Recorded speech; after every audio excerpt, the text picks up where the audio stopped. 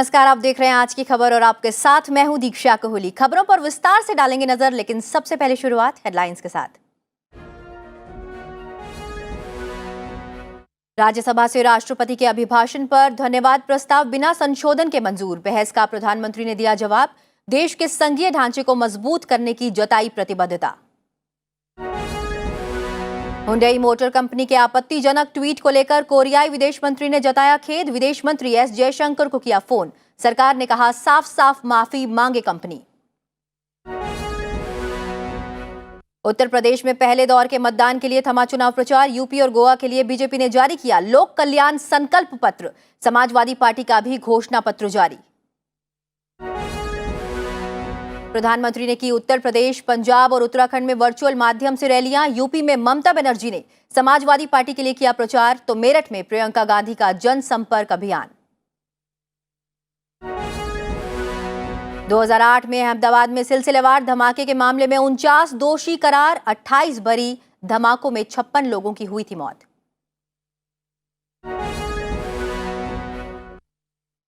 और अब खबरें विस्तार से। प्रधानमंत्री नरेंद्र मोदी ने राज्यसभा में राष्ट्रपति के अभिभाषण पर धन्यवाद प्रस्ताव पर हुई चर्चा का जवाब दिया है। चर्चा के बाद उच्च सदन ने सभी संशोधनों को नामंजूर करते हुए धन्यवाद प्रस्ताव को मंजूरी दे दी है।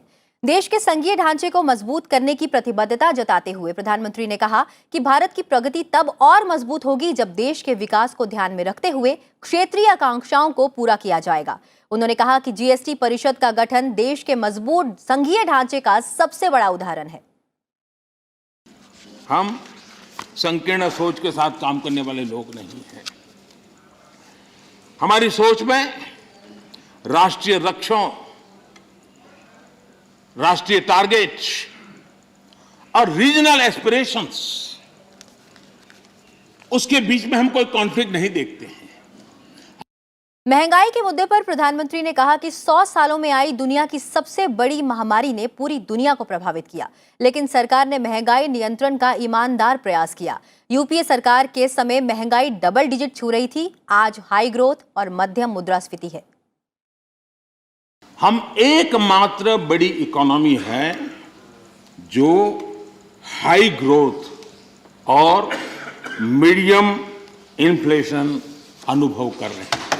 बाकी दुनिया की इकोनॉमी को देखें तो वहां की अर्थव्यवस्थाओं में या तो ग्रोथ स्लो हुई है या फिर महंगाई दशकों के रिकॉर्ड तोड़ रही है। प्रधानमंत्री नरेंद्र मोदी ने देश की दुर्दशा के लिए कांग्रेस को जिम्मेदार ठहराया। उन्होंने कहा कि कांग्रेस जब तक सत्ता में रही तो उसने देश का विकास नहीं होने दिया और विपक्ष में रहकर भी देश के विकास में बाधा डाल रही है। प्रधानमंत्री ने कहा कि लोकतंत्र को सबसे बड़ा खतरा परिवारवादी पार्टियों से है। अगर महात्मा गांधी की इच्छा के अनुसार कांग्रेस न होती तो क्या होता? लोकतंत्र परिवारवाद से मुक्त होता। भारत विदेशी चश्मे के बजाय स्वदेशी संकल्पों के रास्ते पर चलता। अगर कांग्रेस न होती तो इमरजेंसी का कलंक न होता। केंद्रीय स्वास्थ्य मंत्री मनसुख मंडाविया ने कहा है कि कोविड टीकाकरण से मृत्यु दर और अस्पताल में भर्ती होने वाले मरीजों की संख्या में कमी आई है। राज्यसभा में पूरक प्रश्नों का जवाब देते हुए उन्होंने कहा कि महामारी की तीसरी लहर के दौरान कोविड टीकाकरण ने एक अहम भूमिका निभाई है। वैक्सीन लेने वाले 99% से अधिक लोग सुरक्षित थे। माननीय अध्यक्ष महोदय, मुझे बताते हुए खुशी हो रही है कि देश में आज वयस्क लोगों को 97.5% फर्स्ट डोज लग चुका है और 77% लोगों को सेकंड डोज लग चुका है। विश्व के डेवलप्ड कंट्री में भी 90% से एबव फर्स्ट डोज नहीं लगा है। वहीं भारत ने कार निर्माता कंपनी हुंडई की पाकिस्तान इकाई की तरफ से कश्मीर को लेकर सोशल मीडिया पर जारी पोस्ट को लेकर दक्षिण कोरियाई से बड़ी नाराजगी जताई है। आज दक्षिण कोरिया के विदेश मंत्री चुंग उई योंग ने विदेश मंत्री एस जयशंकर को फोन कर अपनी तरफ से खेद जताया। इसके पहले कल विदेश मंत्रालय ने दक्षिण कोरिया के राजदूत को तलब किया था और इस तरह की अस्वीकार्य पोस्ट को लेकर कड़ी आपत्ति की थी। दक्षिण कोरिया के राजदूत से कहा गया था कि यह मामला भारत की क्षेत्रीय अखंडता से जुड़ा है, जिससे कोई समझौता नहीं किया जा सकता। सियोल स्थित भारतीय दूतावास ने भी इसे लेकर कोरिया स्थित कंपनी से जवाब तलब किया है। हुंडई मोटर्स ने बयान जारी कर भारत के लोगों से गहरा खेद जताया है। राज्यसभा में शून्यकाल के दौरान ये मुद्दा उठाया गया, जिस पर सरकार ने अपना रुख साफ किया है। This issue has been taken up both with the government and with the company concerned. They've already issued a clarification yesterday. We have also asked them to be more forceful in their unequivocal apology on this issue. अब बढ़ते हैं आगे और आपको दिखाते हैं विधानसभा चुनाव से जुड़ी बड़ी खबरें।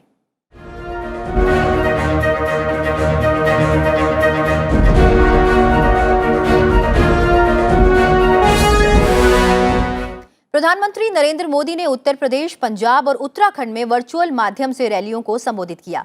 वीडियो कॉन्फ्रेंसिंग के जरिए उत्तराखंड के उधम सिंह नगर और नैनीताल के मतदाताओं को संबोधित करते हुए प्रधानमंत्री ने कहा कि ये चुनाव इस दशक को उत्तराखंड का दशक बनाने में अहम भूमिका निभाएगा। ये चुनाव अगले 25 साल की बुनियाद को मजबूत करेगा। दिल्ली में ये अनेक दशकों तक सत्ता में रहे, इनके नेता यहां सैर सपाटे के लिए आते रहे, लेकिन तब इनको न उत्तराखंड की याद आई, न उत्तराखंड के तीर्थ क्षेत्रों की याद आई, न उत्तराखंड के टूरिज्म की याद आई, न ही इनको 4 धाम की याद आई। उत्तर प्रदेश विधानसभा चुनाव के लिए सत्तारूढ़ बीजेपी ने घोषणा पत्र जारी कर दिया है। केंद्रीय गृह मंत्री अमित शाह ने बीजेपी का घोषणा पत्र लोक कल्याण संकल्प पत्र नाम से जारी किया है।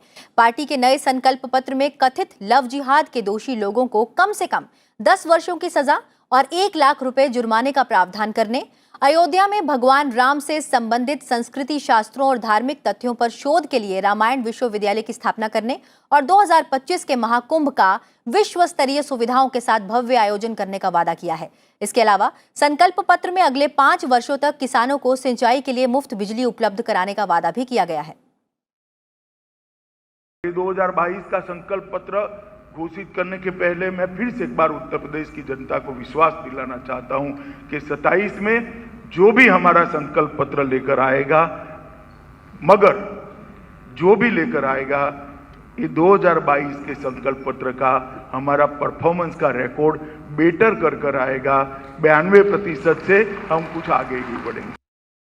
वहीं अखिलेश यादव ने समाजवादी पार्टी का चुनावी घोषणा पत्र जारी कर दिया है। समाजवादी पार्टी वचन पत्र नाम से जारी इस संकल्प पत्र की टैगलाइन सत्य वचन अटूट वादा रखा गया है। घोषणा पत्र में किसानों के कर्ज माफी समेत कई वादे किए गए हैं। प्राथमिक शिक्षा को गुणवत्तापूर्ण बनाने के लिए हर जिले में मॉडल स्कूल खोलने के अलावा 12वीं पास सभी छात्र छात्राओं को लैपटॉप देने का भी वादा किया गया है। सभी किसानों को 4 साल के भीतर यानी 2025 तक कर्ज मुक्त बनाया जाएगा। ऋण मुक्ति कानून बनाकर के अत्यंत गरीब किसानों को लाभ पहुंचाया जाएगा। और अब बढ़ते हैं आगे और नजर डालते हैं विधानसभा चुनाव से जुड़ी कुछ और अहम खबरों पर।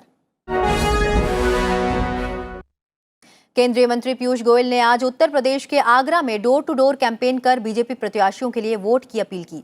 उनके साथ उत्तर प्रदेश के उप मुख्यमंत्री डॉक्टर दिनेश शर्मा भी मौजूद रहे। उन्होंने लोगों से संवाद कर बताया कि गांव गरीब तक सरकारी योजनाओं का लाभ पहुंच रहा है। कांग्रेस महासचिव प्रियंका गांधी वाड्रा ने उत्तर प्रदेश के मेरठ जिले में घर घर जाकर चुनाव प्रचार किया। हस्तिनापुर में चुनाव प्रचार के दौरान प्रियंका गांधी वाड्रा ने विधानसभा चुनाव में जीत की उम्मीद जताई। पश्चिम बंगाल की मुख्यमंत्री ममता बनर्जी ने आज यूपी में समाजवादी पार्टी के लिए चुनाव प्रचार किया। संयुक्त प्रेस कॉन्फ्रेंस में ममता बनर्जी ने बीजेपी पर वादा खिलाफी और इतिहास बदलने का आरोप लगाया। ममता बनर्जी ने कहा कि बीजेपी संविधान बदलने की कोशिश कर रही है। समाजवादी पार्टी ने उत्तर प्रदेश विधानसभा चुनाव के लिए 10 उम्मीदवारों की एक और सूची जारी की है। पार्टी ने बलिया, बस्ती, देवरिया, कुशीनगर, चंदौली, मऊ और महाराजगंज जिले के निर्वाचन क्षेत्रों के लिए उम्मीदवारों की घोषणा की है। सुप्रीम कोर्ट ने समाजवादी पार्टी के नेता आजम खान को उत्तर प्रदेश विधानसभा चुनाव में प्रचार करने के लिए अंतरिम जमानत देने से इनकार कर दिया है। पीठ ने आजम खान को संबंधित अदालत का दरवाजा खटखटाने और जमानत याचिकाओं के लिए शीघ्र निपटान के लिए अनुरोध करने की इजाजत दी। रक्षा मंत्री राजनाथ सिंह ने आज उत्तराखंड के गंगोली हाट में चुनाव प्रचार के दौरान विपक्ष पर निशाना साधा। उन्होंने कहा कि कांग्रेस समेत बाकी पार्टियां घर का साथ, खुद का विकास, सब पर अविश्वास और अकेला प्रयास के सहारे चुनाव लड़ रही है। उन्होंने कहा कि जनता का पुष्कर सिंह धामी पर विश्वास बरकरार है।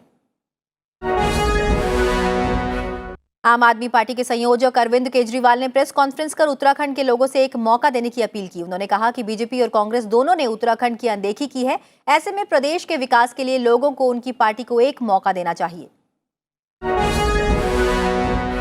कांग्रेस नेता राहुल गांधी 11 फरवरी को गोवा में विधानसभा चुनाव के लिए कैंपेन करेंगे। गोवा में विधानसभा चुनाव के लिए 14 फरवरी को मतदान होना है। ऐसे में चुनाव प्रचार की अवधि समाप्त होने से पहले राहुल गांधी यहां प्रचार करेंगे।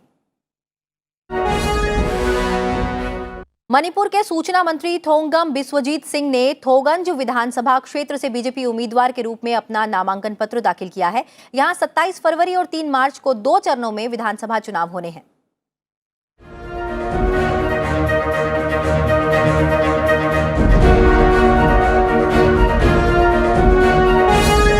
बढ़ते हैं आगे और बात करते हैं राज्यों से जुड़ी हुई खबरों की।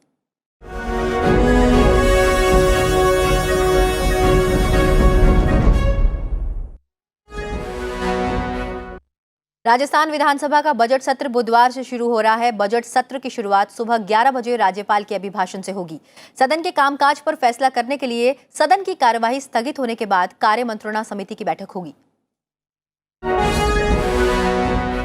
तमिलनाडु विधानसभा ने नीट विरोधी विधेयक फिर से पारित कर दिया है। तमिलनाडु के मुख्यमंत्री एम.के. स्टालिन ने विधेयक पारित करने का प्रस्ताव पेश किया, जिसे पारित कर दिया गया। बीजेपी ने इसके विरोध में वॉकआउट किया। कर्नाटक के मुख्यमंत्री बसवराज बोमई ने दिल्ली में अंतरराज्यीय नदीय जल विवादों पर एक बैठक की। बैठक में राज्य के मंत्री, अधिकारी और वकील शामिल हुए। मेघालय के सभी 5 कांग्रेस विधायकों ने राज्य में मेघालय डेमोक्रेटिक अलायंस में शामिल होने का फैसला किया है। विधायकों ने इस बारे में राज्यपाल को पत्र लिखा है, जिसमें पार्टी बदलने के फैसले से अवगत करवाया गया है। त्रिपुरा के पूर्व मंत्री सुदीप रॉय और आशीष कुमार साहा कांग्रेस में शामिल हो गए हैं। दोनों नेताओं ने सोमवार को ही विधायक पद से इस्तीफा दे दिया है। साथ ही बीजेपी भी छोड़ दी है। दोनों नेताओं ने कहा कि कई बीजेपी विधायक कांग्रेस में शामिल होने को तैयार हैं। कर्नाटक में जारी हिजाब विवाद के बीच कर्नाटक हाईकोर्ट ने कड़ी टिप्पणी की है। कोर्ट ने कहा है कि देश भावना और जुनून से नहीं, कानून और संविधान से चलेगा। वहीं विवाद के बीच कर्नाटक के मुख्यमंत्री बसवराज बोमई ने राज्य में अगले 3 दिनों के लिए सभी हाई स्कूल और कॉलेज बंद करने का आदेश दे दिया है। केरल उच्च न्यायालय में मलयालम समाचार चैनल मीडिया वन के प्रसारण पर रोक लगाने के केंद्रीय गृह मंत्रालय के फैसले को बरकरार रखा गया है। कोर्ट ने कहा है कि मामला सुरक्षा से जुड़ा होने के कारण वह ऐसी कोई राहत नहीं दे सकती। लोकप्रिय टेलीविजन धारावाहिक महाभारत के भीम का किरदार निभाने वाले अभिनेता और एशियाई खेलों में स्वर्ण पदक जीतने वाले खिलाड़ी प्रवीण कुमार सोबती का हृदय गति रुक जाने से निधन हो गया है। वे 74 वर्ष के थे।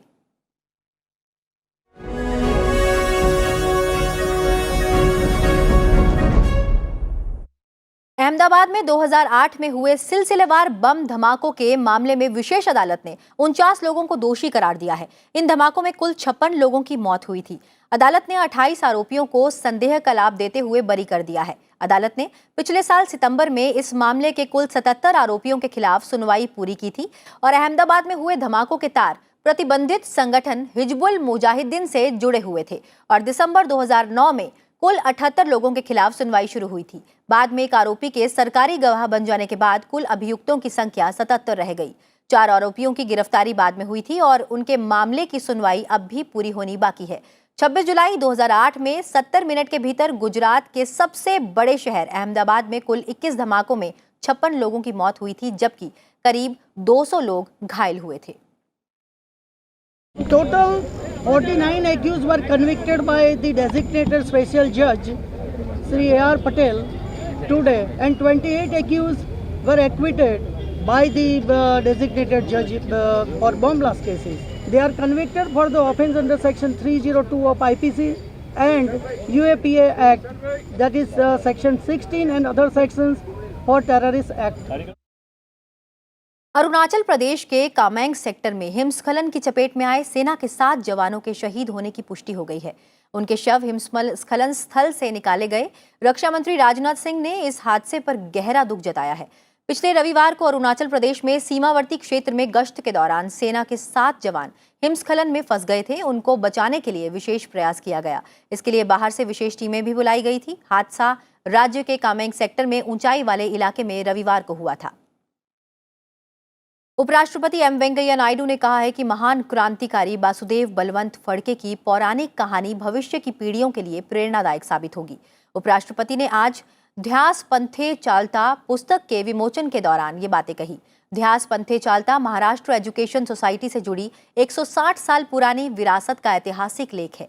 वासुदेव बलवंत फड़के का उल्लेख करते हुए उपराष्ट्रपति ने कहा कि वो उन शुरुआती क्रांतिकारियों में से हैं जिन्होंने औपनिवेशिक शासन से भारत की आजादी की लड़ाई लड़ी। I am happy to have released this book today.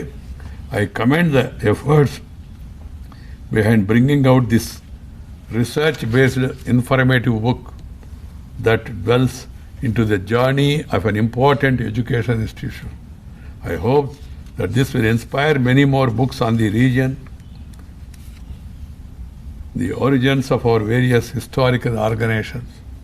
My best wishes to the Maharashtra Education Society, the publishers and the author for their future endeavors. केंद्रीय जनजाति कार्य मंत्री अर्जुन मुंडा ने आज लोकसभा अध्यक्ष ओम बिरला से मुलाकात की। इस मुलाकात को शिष्टाचार भेंट बताया गया। इस दौरान केंद्रीय मंत्री अर्जुन मुंडा ने लोकसभा अध्यक्ष को जनजातीय समुदाय की समस्याओं से अवगत करवाया। साथ ही चर्चा के दौरान दोनों के बीच विकास के विभिन्न आयामों पर भी चर्चा हुई।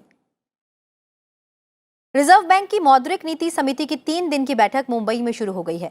बैठक के नतीजों की घोषणा 10 फरवरी को होगी। रिजर्व बैंक की मौद्रिक नीति समिति 2022-23 के आम बजट, मुद्रास्फीति संबंधी चिंताओं और तनावपूर्ण भू राजनीतिक हालात के बीच अगली मौद्रिक नीति तय करने के लिए विचार विमर्श कर रही है।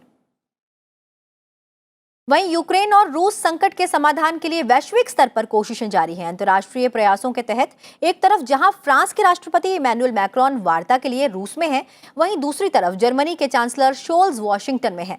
यूक्रेन सीमा पर जारी तनाव कम करने के लिए मॉस्को पहुंचे फ्रांस के राष्ट्रपति इमैनुअल मैक्रोन ने रूसी राष्ट्रपति व्लादिमीर पुतिन से मुलाकात कर क्षेत्रीय तनाव में कमी को जरूरी बताया। उन्होंने तनाव घटाने की कार्रवाई तुरंत करने की बात कही। वहीं जर्मनी के चांसलर ओलाफ शोल्ज ने अमेरिकी राष्ट्रपति जो बाइडेन से मुलाकात की। राष्ट्रपति जो बाइडेन और शोल्ज ने यूक्रेन के संकट से निपटने के प्रयासों के तहत व्हाइट हाउस में वार्ता की। अमेरिका ने कहा है कि अगर रूस ने यूक्रेन पर हमला किया तो अहम गैस पाइपलाइन नॉर्ड स्ट्रीम 2 को बाधित कर दिया जाएगा। इस बीच रूस के राष्ट्रपति व्लादिमीर पुतिन ने कहा कि केवल अमेरिका और उसके सहयोगी ही हमले की बातें कर रहे हैं। इस बीच अमेरिका के राष्ट्रपति जो बाइडेन ने कहा है कि रूस के सैन्य खतरे के बीच आवश्यक राजनयिकों को छोड़कर दूसरे अमेरिकियों के लिए यूक्रेन छोड़ देना समझदारी होगी। अमेरिका के विदेश मंत्रालय ने यूक्रेन में कार्यरत अपनी गैर जरूरी कर्मियों को वहां से लौटने के लिए अनुमति दे दी है और राजनयिकों के परिवारों के सभी सदस्यों से भी वहां से लौट आने की अपील की है। वर्ष 2015 के परमाणु समझौते को फिर से लागू कराने के लिए ईरान और विश्व शक्तियों के बीच बातचीत फिर से शुरू हो गई है।